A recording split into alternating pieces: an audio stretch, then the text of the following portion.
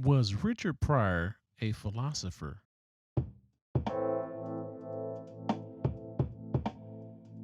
Welcome to the Thought Decoders YouTube channel, where we teach you to think clearly to clearly state and articulate your faith.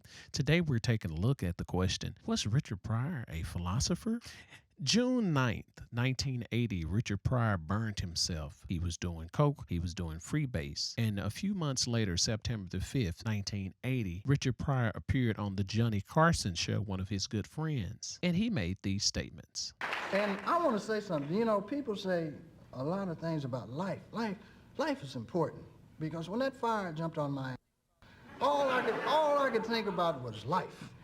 I did. I screamed for God and Son of God, Mother of God, everybody. I was trying all religious symbols I could think of. I was trying to call. You know what I mean? I didn't call the Bank of America once.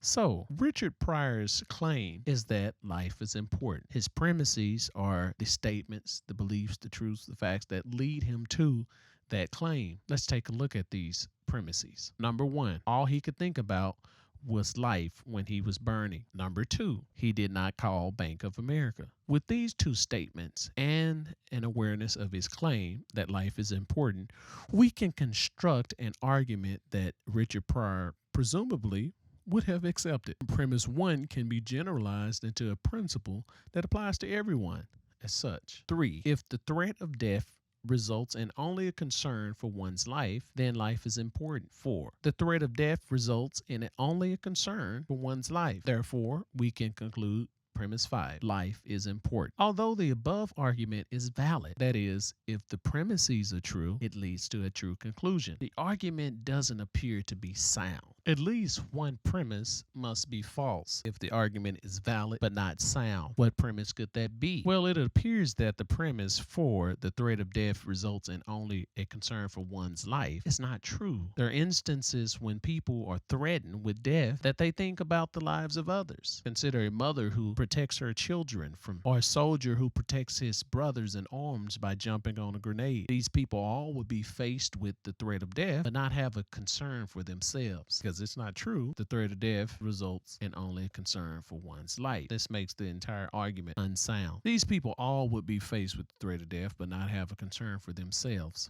This shows that the premise 4 is false. Secondly, this formulation increases the amount of evidence needed for premise 4. Pryor cannot only use his life as an example.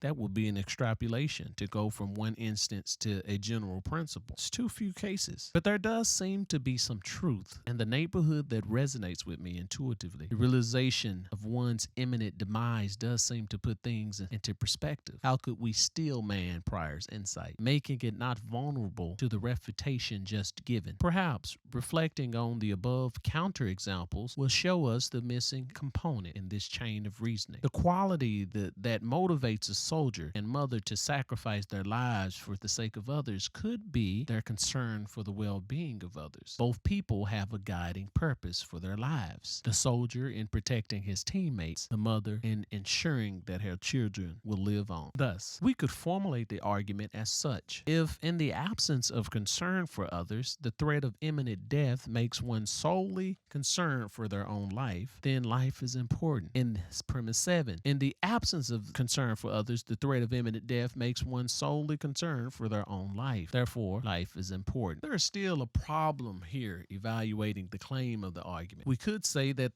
it's possible that someone can have lack concern for the lives of others and have their life be within the imminent threat of death and yet still not have a concern for their own life. However, this premise does seem to be common sense. If you're not trying to protect anyone else, it does seem that you would be interested in protecting your own life and protecting yourself. There is still a problem here evaluating the claim of the argument, the conclusion, what is meant by life and importance. Importance is predicated about life but not defined. We know that Richard Pryor was concerned about his life We also know that the loss of his life would have been the end of the animating force within his body and perhaps his conscious experience of this world. These seem to be necessary conditions for human life. Thus, although we may not be able to itemize the sufficient conditions for life, that is, what leads to life, all the conditions, we know that these are necessary conditions for human life.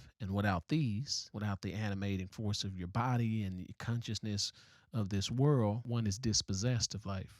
Additionally, sacrificing one's life may seem to undermine the value of life. For if life is so important, one may fail to see any virtue in the careless forfeiting of life. However, sacrificial love doesn't undermine the value of life. Indeed, it demonstrates it. This is the Christian view. For God so loved the world, John 3:16, that he sent his only begotten Son, that whosoever should believe in him should not die, but have everlasting life. Importance at least must mean of concern. If X is important, then someone is concerned about it. Things could be more or less important, but from a Christian perspective, the things that God is concerned about would be important for us. And God is concerned about life. For humanity, not just our earthly life, but our afterlife. In the Gospel of John, Jesus' incarnation is viewed as a solution to the problem of death and destruction. I come that you might have life. No greater love than this, that a man would lay down his life for his friend. Furthermore, a Christian view of significance would look to Christ as our example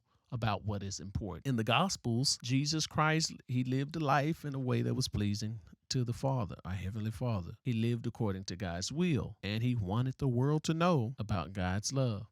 Christ also taught us about what it was important. Life is more important than clothes and food, Matthew 6:25. Following Christ is more important than possessing wealth, Luke 18:22. So Pryor says that as his flesh burned, he didn't call Bank of America. Money was of no importance. Money provides for quality of life, but lacks any power to give life. Perhaps this was Pryor's insight. Pryor's unique insight into life was his call to God to aid his misery. It's well known that there are no atheists in foxholes. Pryor pretty much epitomizes this with this story. Life cannot come from non-life. Life comes from God, and whenever that life is threatened, in the absence of sacrificial love, we call to our Creator to sustain it. Pryor called on God. Unfortunately, he claimed he didn't know who God was, and which God was God. He called on Buddha and a bunch of other guys, he said in the clip. But he instinctually knew that there was a creator and that this creator could help. This creator that transcended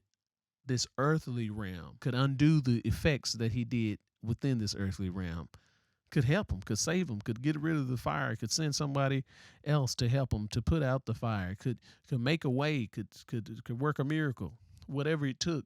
Richard Pryor wanted that help. So as a philosopher, it does seem as though Richard Pryor pulled on some deep insights. He held an insight into the value of life as such, as opposed to the quality of life that certain things like money can bring us. He also prioritized life as important over something, money, which most people in this world seek after, which most people would say is of utmost importance, is that you cannot live without money. Richard Pryor was a philosopher. Thank you for watching the Thought Decoders YouTube channel. Remember to think better.